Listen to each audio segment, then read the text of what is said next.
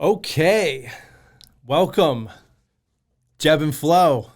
Technically, this is number 34, but in a lot of ways, this is number one because we're in a new place. We got some new cool furniture. Got Salvi running camera over here. Taking it to the next level, we are going to be expanding beyond Facebook Live, which is really cool. So I think for a lot of you guys, this might be the very first time that you are seeing this and you're like, what is this all about? Who is this Jeb guy? And what is he doing in Flow? So I really wanted to just kind of take things back to basics and tell you kind of what this whole thing is, what it's all about, how you can use it, and then get into kind of how to start. So basically, the idea for this came about with an understanding between myself and Miranda and Julian and the rest of the street parking team that so much of your fitness and your training and your nutrition and all of the decisions that you make around that, the attitudes that you have towards that are just that.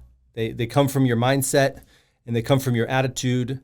And if we can do little tiny things to help develop our attitude and our mindset, then it makes it a lot easier to build habits, build strong, healthy, constructive, productive habits that we can apply in fitness and nutrition and beyond.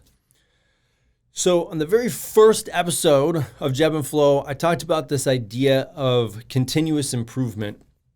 And I really, really love this concept.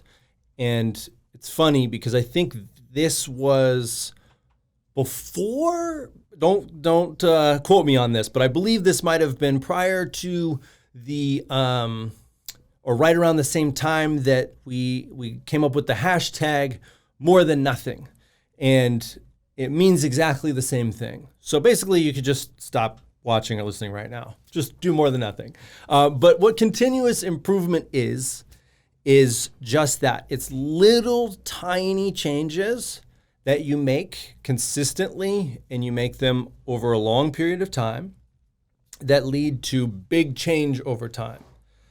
So rather than trying to just upheave everything in your life and make all these really big, sudden, dramatic changes to your life, you make really tiny little ones. And the idea is you make these changes so small that the parts of your brain that are designed to sense things like danger, which get triggered when we do make these big changes, they don't get activated because the changes are so small. And so it's much easier. You get less resistance from yourself. And that was kind of the topic for the very first one. And I wanted to revisit that. But then I was thinking about, based on sort of some stuff that happened yesterday, I kind of felt like maybe there was a need to even start a little further back from that before we even get to the idea of making these changes and why we might make these changes. But, you know, it's very easy to get distracted. We might know why we're doing something. We might know what the plan is. But even with those two things, we can still fall off. So I want to tell you a little story. My wife, Carolina, and our brand new baby, Callie, we moved up here at the very end of October. Carolina got here on the 30th. I got here on the 31st. Today is November 13th, and we're still waiting on our stuff. So when I was calling moving companies, I spoke with a bunch of different people, and I was talking with this guy, and he kept telling me all of the money that he was knocking off of the bill and the estimate and that kind of thing, and how much money he was going to save me. And I told him repeatedly, look, dude, I don't care how much money you're knocking off of the bill. All I care about is that my stuff gets here in the time that you say it's going to get here. So how long is it going to take for my stuff to get here? He's like, from LA to Washington, that's nothing. 3 days, like maybe a week, but like probably, it's just a few days, no big deal. And I mean, this is totally shame on me for not, for trusting this person and for, going against my gut. But he kept telling me, and I was like, well, what about, this, they would load all of our stuff onto a bigger truck with a bunch of other people's stuff and then like zigzag their way up the coast or whatever. And I was like, well, what about just getting my own dedicated truck or like an expedited delivery? And he's like, you can't do that. It's an extra charge. I was like, I'm fine with an extra charge. He's like, you don't need it. Trust me. I'm looking at my supervisor right now. He's laughing. He's like, why does he need that? He doesn't need that. It's going to be a few days. So a week goes by since we got here. I called them. Hey, where's my stuff? Nobody's gotten in contact with me. Still in LA, still being loaded onto the bigger truck from the smaller truck. So I get angry with them. And finally, somebody calls me back from the company. This is last week. They say, oh, we just found out that your stuff's getting loaded Thursday or Friday at the latest. They're going to start driving over the weekend. Someone's going to call you in a few days when they're 24 hours out. So don't hear anything from anybody. I'm calling them this week and, oh, we can't get a hold of anybody. Let's see if we can find the driver. Finally, I get the runaround. I get the driver's number and I call the driver. And this is yesterday. This is November 12th. So this is almost 2 weeks now. I call the driver and I say, hey, you've got my stuff on your truck. And he's like, what are you talking about? I'm like, the truck that you're driving up to Washington, it has my stuff on it. I'm just wondering where you are. And he's like, where are you? And I'm like, I'm in Washington. Where are you? He's like, I'm in California. I'm like, okay. And he's like, well, where are you moving from? I said, Los Angeles. And he's like, okay, well, it'll be here like by the end of the week, early next week, Monday or Tuesday. And I'm like, where are you right now? I'm in LA. We're still getting the stuff loaded up on the truck. So 2 weeks after I moved up here, all of my stuff is still in LA, still being loaded onto this truck. And he's the driver, he's not loading the truck himself. He's just waiting on the order to get in and go. So I'm like, okay, fine. At least now I know, somebody has honestly maybe told me that the truck's still in LA. And I just can't get my hopes up. It's going to be here in at least another week. But I was so angry down like inside my chest, the tightening, that feeling, that heat. I was so mad. And, we're sitting up here in this house and Carolina's there with our new baby who's 5.5 weeks old. And I had this whole plan that we were going to get up here and then the truck was going to arrive and, her crib is in there. And so I'm driving home and I'm like really dreading having to come into the house and explain that the truck's still not coming. And I came into the house and, I know how sometimes Carolina reacts when she gets surprised. And it's just like a natural involuntary reaction where she's like, what? And I was like envisioning this like loud, like, what? And so I was like, she's going to do that. Like, how can I explain this to her that she like has a softer reaction? So I walk in, I just see the back of her head up over the couch because we got a new couch when we got up here.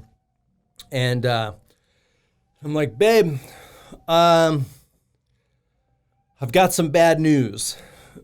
And I keep walking in and I just hear her say, oh, I'm sure it's fine. Like, what is it?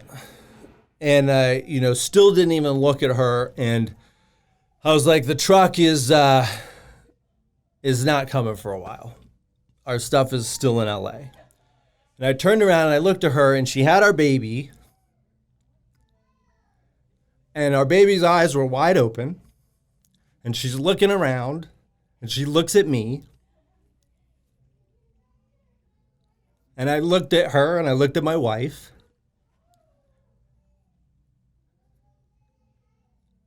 It's just stuff. You know, in that moment, it was like I saw them and they saw me, and that's the only thing in the world that matters. So I don't care if our stuff doesn't come for another week, 2 weeks. Honestly, our stuff could never come, and we're going to be okay, because the things that I love most in this world are here. And I got so distracted from that because of these idiots at the moving company that are just telling me all kinds of different things. I got so distracted from what's important. And so to just have that come flooding back in such a rush was such a powerful moment. And I really wanted to share that with everybody, because those moments are out there and all you got to do is look for them. And not even look very hard. You just have to kind of have your eyes open and you have to pay attention. And that's the whole point of what this Jeb In Flow is all about, is just paying attention. I couldn't even tell you, if you told me, hey, you can't get your stuff back unless you tell me everything that's on that truck. I couldn't do it. I couldn't even tell you everything that's on there. I can tell you the important things that are on there, like my squat rack. But, you know, there's a lot of stuff I don't even know what's on there. The important stuff is right here. And even more important than that is the love that I felt and the connection that I felt, that's in here. And that literally is going to go with me everywhere that I go. Nobody can ever take that away. They can only distract me from it. So there's a lot of ways that we can get distracted. They're out there and they're always going to be there. So it's on us to recognize when those distractions come. And it's on us to make a choice on how we're going to deal with those distractions. And I hope, you know, my past self in that same situation would have called back the company, called the operations managers, would have screamed at them, would have cursed them out, would have sent emails, you know, would have probably told the story to as many people as I can, which I guess I'm kind of doing right now. But, you know, I would have worked really hard and used a lot of energy to make other people feel as bad and as angry and frustrated and powerless as I felt. I would have wanted to make more people feel that way. And I wanted that yesterday too, but I didn't act on it, and it took me a little bit. But I luckily have this beautiful angel of a baby and a wife that reminded me to bring my focus back and to pay attention to what was important. I hope that as I continue to kind of work on this, that in the future, that will happen even faster. That in the moment, I can make that switch and I can know that, hey, this is just a distraction. This is trying to take me away from what's important. Let's focus on the good things, the connection, the love, my why, and forget about anything else that's trying to take me away from that. So that is my story. And the other part of the Jeb In Flow sort of model is each week there's going to be a little action item, something that you can do during the week that will help you to develop your mindset in the form of, you know, breathing, different applications to fitness, and maybe even just stuff having to do with like personal relationships, or that's going to make you happier. You know, if you think about, like, at the end of the day, why we work out, why we choose to go out to the garage or to the yard and do these workouts, even on the days that we don't want to, why we choose to do that. Sometimes it's fun, but it's not always fun. It always feels better afterwards. But if we keep asking why, some people are like, oh, I want to lose a few pounds. Well, why do you want to lose a few pounds? Because I want to look better. Well, why do you want to look better? If you keep asking that question, why, it pretty much comes down to happiness. We want to be happier. We want to feel better inside. And for most of us, I think, if you really think about it, that sense of happiness comes from a connection. It comes from being seen. And it comes from seeing others. And so while paying attention to what you love or something that might seem like it has nothing to do with fitness, it does. It's all connected and it all comes back to the same thing. That we're all just trying to be better and feel better, find more happiness and more connection. So that's what this is all about. Now, the action item for this week, maybe not quite as specific as you will find in other weeks, but I feel like it's important before we get into the little tiny steps that we can make as far as good change and continuous improvement. And before we get into really defining our why, because on some level we all know what our why is, but it's really good to state it, and we're going to do that in the future. But we know that there are going to be things down the road, guaranteed, that are going to try and pull us off track, that are going to try and distract us. So if we can start right now practicing being aware of those things and having some power, having some recognition of our choice in how we respond to those things, then all that other stuff is going to be a lot easier. So going into the week, all I want you to do is pay attention. Pay attention when you have some kind of an emotional reaction, when you have a sense of frustration, or maybe it's even procrastination, laziness. Maybe it's jealousy. Who knows? But when you have a feeling, when you have some sort of a thought, when you have some sort of reaction that's not good, that doesn't feel good, ask yourself, what is this distracting me from? What is this taking away from? How can I best spend my energy and my efforts right now? Whatever that thing is that it's taking you away from, shift your focus from the distraction to that thing. Pay attention to that thing.